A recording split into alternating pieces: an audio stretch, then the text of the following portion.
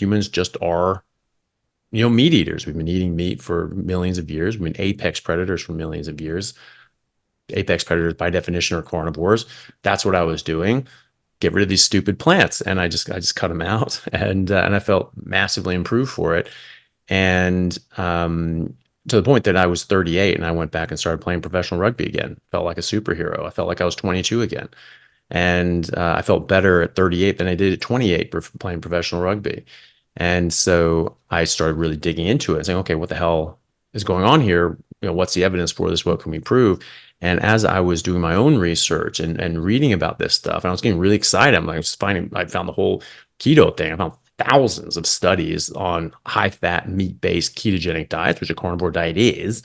And I was like, look, these people are, doing this and doing this and doing this, and it's affecting diseases in these ways. Like, isn't this amazing? My parents are very, very, intelligent, educated, but interested people. They're very interested in the world around them. So they're very, interested in hearing all the things that I was talking about. And after a couple of months of this, my dad, and my mom, who were both having health issues. My mom had been insulin dependent diabetic for 30 plus years at that point. And my dad just said, why don't we just, to my mom, just said, hey, why don't we just try this for a month, see how it goes? And so she decided, she did it with him. Their lives turned around. I mean, within a month, it was remarkable, the difference that it made. My father was diagnosed with Parkinson's around that time, and he was had just had a bad complication after a surgery where he had a very serious internal bleed on warfarin. And thankfully I was there with him, because if I wasn't there with him and recognized what was going on, like, he probably would have died, because my mom said she would have no idea to have called an ambulance or take him in. All he had was just back pain. But, and people over the age of 65 on blood thinners, if you have acute severe onset back pain, that's a bleed until proven otherwise. And so I was just like, right, we need to get you in. And sure enough, he was bleeding. And so, so he was in the hospital for about a week, was getting blood transfusions, things like that. And that really set him back. And so his health was, very poor at the time, and he was very weak. And it would be sometimes days between when I would hear him speak. And when he would speak, his voice was so weak that you just couldn't hear him unless you were right next to him. Within a month, he's walking around, he's talking normally. He's my dad again. It was like you just roll back the clock 10 years, and there's no sign of Parkinson's. He's not stuttering. He doesn't have a tremor. He's just my dad again. And then he started. How long had he had the Parkinson's? I'm asking. A very good friend of mine was diagnosed about a year ago, and I gave her the diet spiel and said, that's the last I'm going to mention it. Her husband's one of my oldest friends. Once every 3 months it comes up, but she's got this attitude.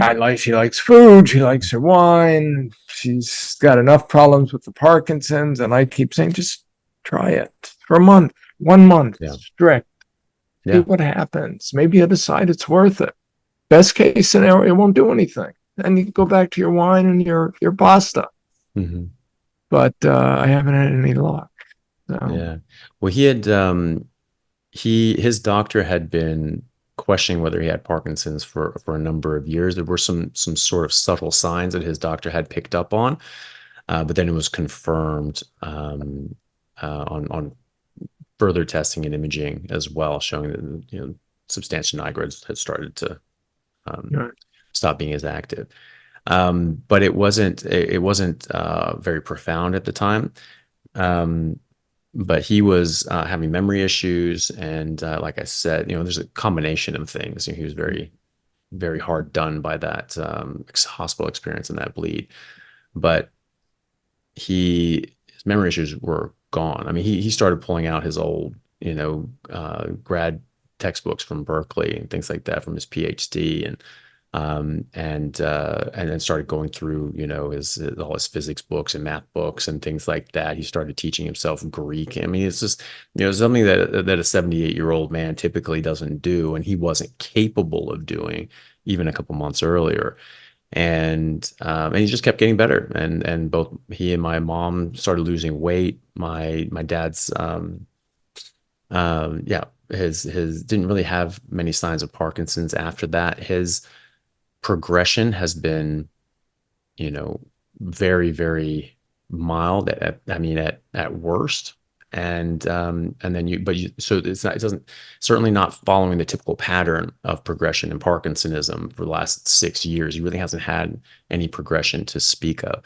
And so you could see some signs. He has a bit of a tremor sometimes, but it's not always there. You know, difficulty getting going sometimes, but it's not anything close to what you would expect for a 6 year sort of onset. And also, he's come off his medication. You know, he didn't like some of the side effects he was having with it. And so he hasn't been on medications at all. So, you know, no medications, and yet really no progression to speak of. My mom reversed her diabetes in 2 months. You know, her HbA1c went from 8.9 to 6.1 in 2 months as she was coming off medications. And now she's off all medications. She said she was insulin dependent, but she was type 2? She was type 2, yeah. But she burned she was on insulin. And yeah. And so type 2, but insulin dependent. So she came off all her oral medications, reduced her insulin down to a minimal dose within 2 months, and now she's completely off her insulin and everything like that. So she effectively doesn't have diabetes anymore. And so so they both improved rapidly. But you know, it was but that was you know, it wasn't me trying to convince them, because I knew well, this is it was interesting doing this diabetes book, and we could talk about the history there, because it's fascinating to me anyway. But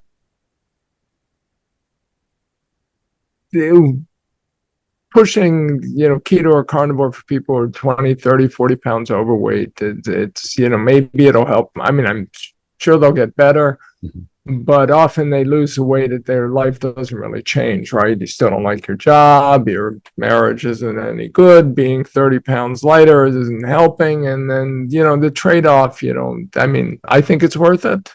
But not everyone does. I get that, and they fall off the wagon. It's like this carbohydrate addiction issue, and so they go back to eating what they used to eat, and the next thing you know, they've gained the weight back. And keto is a diet that didn't work for them, or carnivore is a diet that didn't work for them. But if you have diabetes and you're looking at a lifetime of medications and a lifetime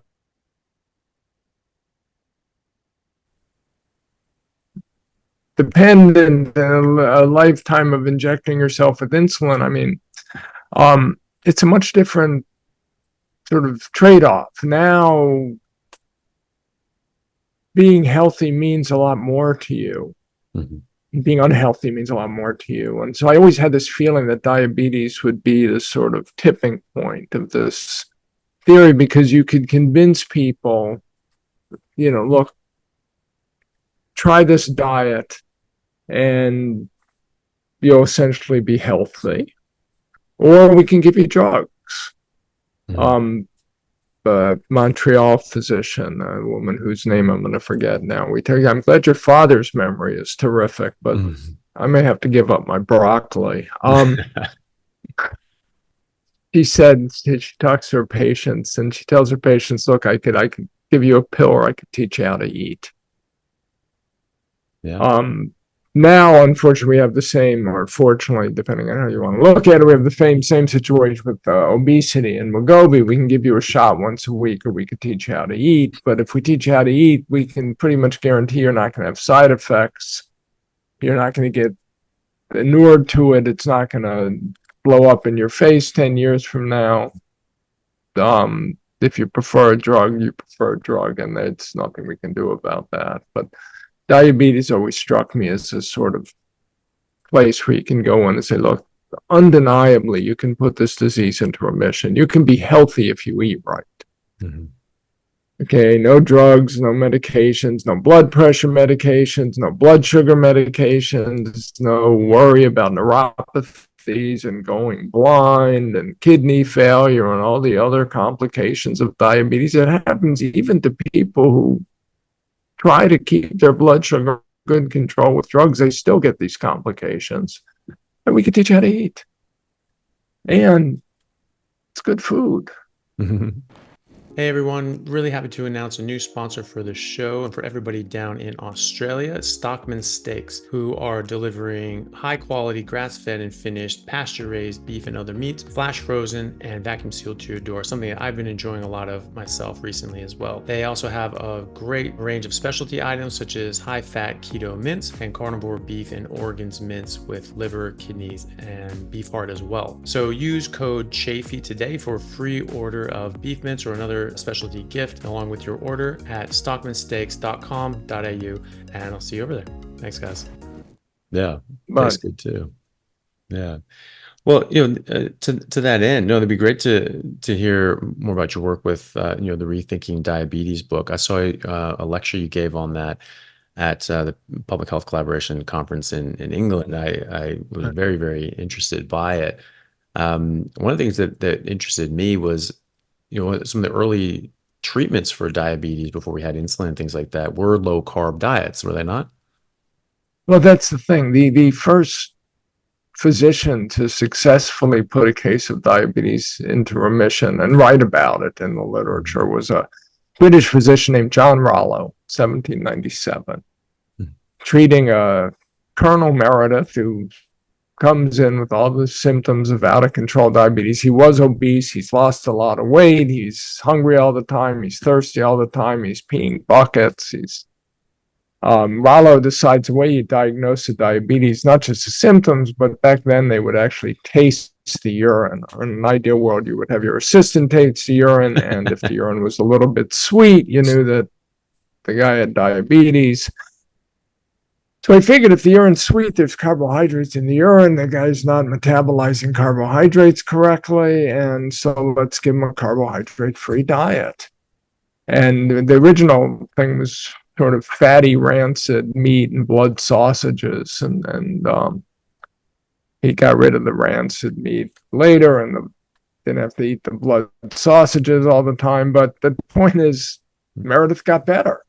Actually lived for another 12 years. And so Rollo treats another patient. He was in the military, so he treats a general who, when he's on the diet, gets better. He then goes back home, and his local physician says, you don't have to eat that diet, and he eats whatever he wants and dies like a month later. Rollo writes a pamphlet about it, and he circulates the pamphlet to physicians throughout the United Kingdom, and he says, look, it worked. Try it on your patients and let me know. This is what they did before clinical trials. It was sort of, you just tell the physicians what you did, and they would try it on their patients. And if it worked, they would go from there. By the mid-19th century, this is a standard of care in diabetes for the US, the UK, and France, and Germany, and Italy, Austria. All the major diabetes doctors are telling their patients to eat what they called the animal diet. It was basically it was animal products and green leafy vegetables. And then towards the end of the 19th century, often the patients would show up having experienced significant weight loss. So if they were type 1 diabetics, if they were kids, they would be emaciated and they were hungry all the time and thirsty and peeing and weak, and that was a acute disease, and they knew that these kids didn't live very long one way or the other, although this animal diet would lengthen their lives. And the older people who would come in were people who used to be fat but now had lost a lot of weight, so their pancreas had become exhausted, and they had type 2 diabetes, but they were now insulin deficient also. So they wanted to put weight back on these people because they were emaciated, both the kids and the adults. So you get rid of the carbs and you replace those calories with fat because they knew that protein would stimulate being converted to glucose. So by the early 19th century, the diet standard of care is this high-fat diet. The famous American diabetes specialist Elliot Jocelyn says, like, that butter is the butter and heavy cream are the best friends of diabetics, basically. That's where your calories are coming from.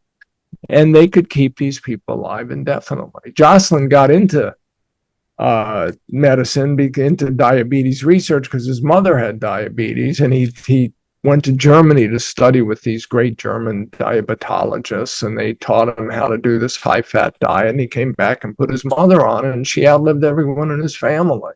Nice. And then 1921, insulin is discovered. Okay, and insulin is a wonder drug. Insulin was to diabetes what Wegovy is to obesity today. You give type insulin to these emaciated kids who are on the brink of death from uncontrolled type 1 diabetes, and you can resurrect them. And that's the kind of physicians talked about it with sort of this religious terminology. They'd never seen anything like it. People could be in diabetic comas, ketoacidosis, give them insulin, bring them back to life. They thought that was beyond hope. But the kicker is that insulin's this extraordinarily powerful drug. And one thing it does is it causes hypoglycemia. It lowers blood sugar so much. It was hard to figure out how to dose it. You had to do it by basically trial and error with each patient. They compared it to morphine. They said, imagine if patients could dose themselves with morphine, and how many patients you'd lose. It's like, thank God you had to use a needle and a hypodermic, because the doctors could control it on some level. But the low blood sugar would kill people. So uncontrolled type 1 diabetes would kill them if they're kids over the course of weeks or months, or adults over the course of years. But the antidote, the cure, insulin, could kill them overnight. So now you go from basically treating these people with a diet that had zero carbohydrates in it for all intents and purposes, to having to tell them to eat carbs to balance out the insulin. And so the diets become ever more carbohydrate rich, because the patients don't really want to be on diets. The doctors don't want to deal with keeping their patients on diets, especially if the patients are kids. It's like it's bad enough having type 1 diabetes without never getting to eat an ice cream cone or a birthday cake ever again. So they decide the patients do better. They just give them a lot of insulin and let them eat whatever they want. Let them eat the birthday cakes and the ice cream cones. They're going to do it anyway. This way, at least they'll be following our directions. And you try to convince them that they should dose the carbs so that they eat a set amount at every meal and every snack to cover the insulin properly. But they go, again, you could think of it as having two levers you could pull to control blood sugar. And one is the diet, just carbohydrates raise blood sugar, don't eat them. And the other is a drug. Let's give them the drug, and then we'll let them eat the carbs, and we'll hope the drug solves the problem. And because you're replacing insulin that they thought they had lost, everyone assumed that it would solve the problem, and it didn't. Short stories, by the 30s, these people are, wait, excuse me one second.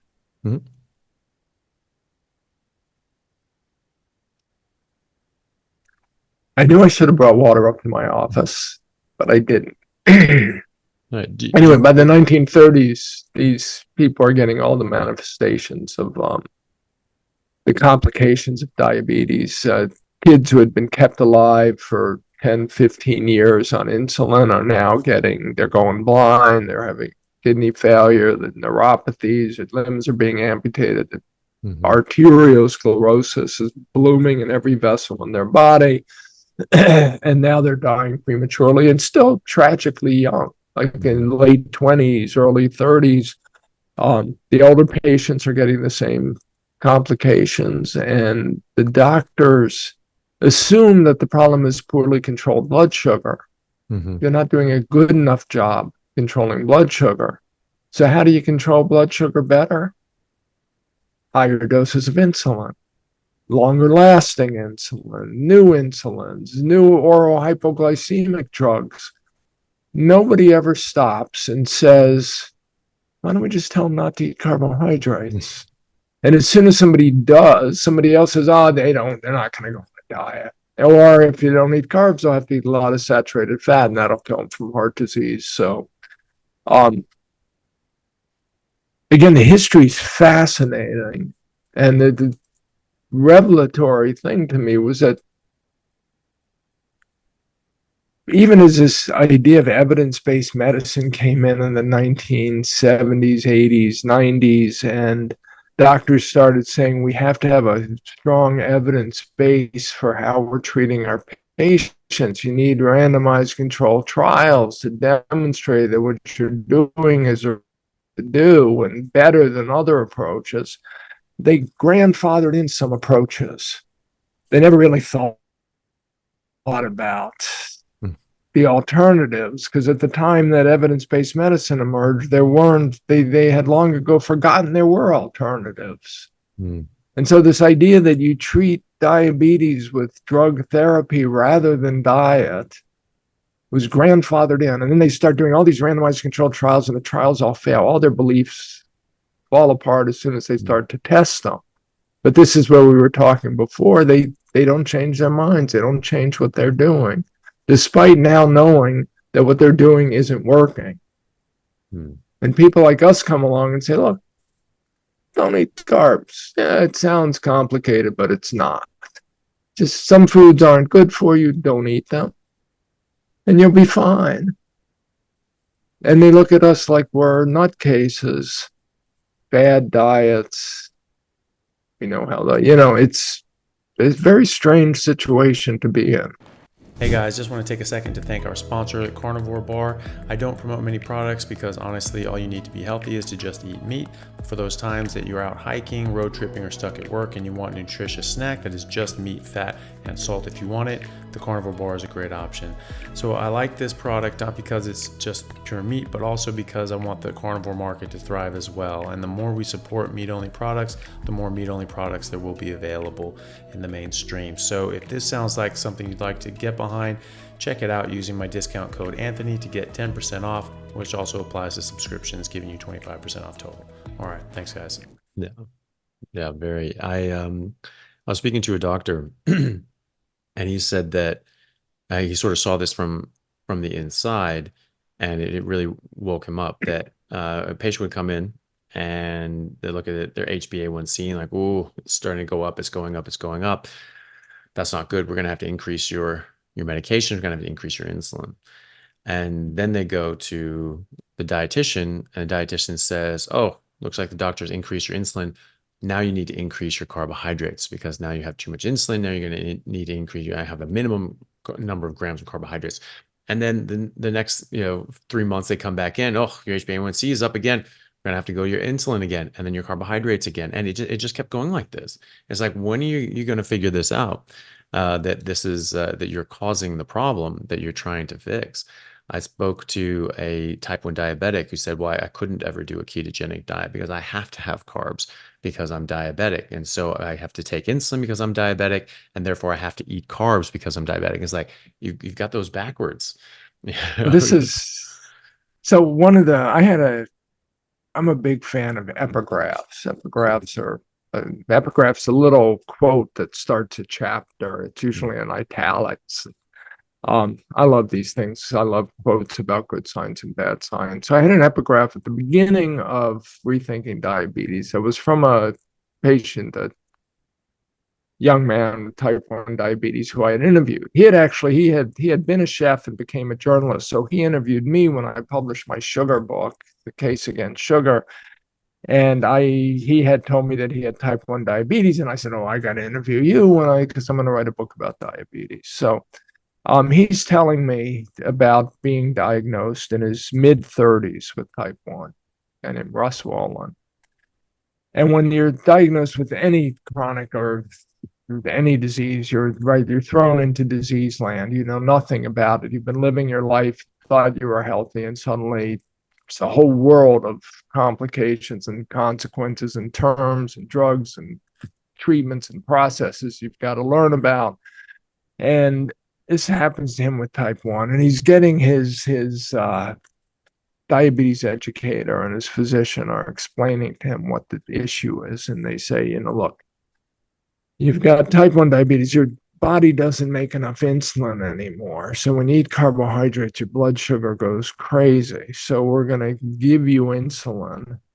And then you're gonna keep eating the carbs to balance out that insulin, because otherwise you'll get low blood sugar and die. So he says, wait, let me get this straight. So I've got type 1 diabetes. My pancreas is failing me. Carbohydrates are the problem. Insulin is the antidote. And you want me to eat the problem and take the antidote. Why don't I just not eat the problem? Mm-hmm. And he said the doctor looked at him like he'd never thought about this in his whole life. He was like mystified by this idea. It's like, rather than eat the carbs, take the antidote, just don't eat the carbs. Then we don't have to deal with the antidote. And every drug comes with, the drug doesn't exist. It doesn't come with complications, consequences, and side effects. He also said, the doctor says to him, well, people find it very hard to comply to that diet. People don't adhere to it. And he said, well, if I had just told you that I was going to take up an exercise program 1 hour a day, would you have told me, oh, people find it hard to run an hour a day? I wouldn't want you to get disappointed if you can't keep it up. And the doctor went like, no, of course not. I'd advocate for your exercise. And then let me try the damn diet and see what happens. If I don't stick with it, I don't stick with it. Don't tell me in advance that I shouldn't try it because I might not stick with it because I'm going to miss my ice cream cones and my pasta. It's a crazy world. And now with these new GLP-1 drugs, we've got a whole new world of new drugs that everybody loves. So I don't doubt for a second that they're better than insulin. This is one of the other crazy parts of this history. So, like I said, insulin was discovered and purified in 1921 and tested in early 1922 on these young kids in Toronto. At the time, they have no way to measure insulin levels, hormone levels in the bloodstream. So they assume that they know there are different types of diabetes, this acute form that kids get and this chronic form that older, heavy people get. But they assume they're all insulin deficiency diseases. So you treat the kids by they don't make insulin, so you give them insulin. And you treat the older people, you also give them insulin. Because they're insulin resistant, you have to give them enormous amounts of insulin. But you give them insulin because they got an insulin deficiency disease, so you think. 40 years later, somebody finally comes up with a test, an assay that allows you to measure insulin and other hormones accurately in the bloodstream. And the first thing they notice in their papers, very first papers they ever published, type 2 diabetes is a disorder of not low insulin, but high insulin. So people have high blood sugar and high insulin. They must somehow be resistant to the insulin. Therefore, they have insulin resistance. So now you're giving a patient whose disease is characterized by high levels of insulin more insulin to cure it. And instead of saying to themselves, well, wait a minute, if it's a disease of high insulin, maybe we should figure out a way to lower the insulin, and that'll fix the disease. And they never say that. I mean, and when I say I never say that, I read an enormous amount of the diabetes literature, and I cannot find more than 2 or 3 people suggesting and quickly being shushed or like, nah, it'll never work. But suggesting that if it's a disease of high insulin, the treatment is not more insulin, but figuring out how to lower the insulin. The way you lower the insulin is you lower the carbs. So you get rid of the carbs, you bring the insulin down, you bring the blood sugar down, and the patient's fine. The problem is that they can't eat carbs, so don't eat carbs. That's my Jewish New York way of phrasing that. I do accents. And the combination group where they were given keto and DAWN. They didn't die at all. And on imaging, they found that most of the tumors had completely disappeared, or at least significantly reduced. When they sacrificed the animals and look at them histologically, the cancer cells were basically just all dead in most of the cells. So it's very interesting. There are larger studies being done now at Cedars-Sinai